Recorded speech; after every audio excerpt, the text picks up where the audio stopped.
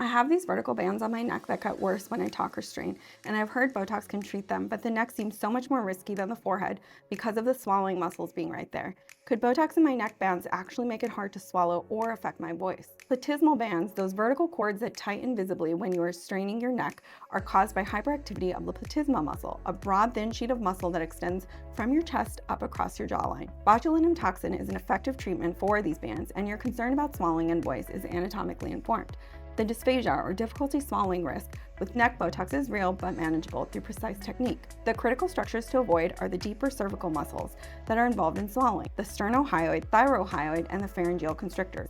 These muscles sit deep to the platysma and are separated by fascial planes. When I inject platysmal bands, I pinch the band between my fingers, isolating it from the deeper structures, and inject superficially. Dosing is equally critical. I typically use 2 to 4 units per injection point along each band, with total neck doses rarely exceeding 30 to 40 units. Overly aggressive dosing or injections placed too deep can allow diffusion into adjacent muscles, which is where swallowing difficulty or voice hoarseness originates. At DermMavenMD, I evaluate the entire cervical anatomy before treating neck bands. I assess your swallowing function, check for any pre-existing laryngeal conditions, and map the band positions during active contraction.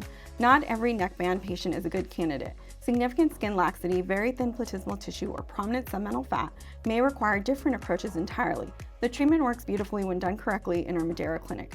Bands soften, the neck contour smooths, and the jawline appears more defined, but it requires a provider who respects the anatomical complexity of the anterior neck.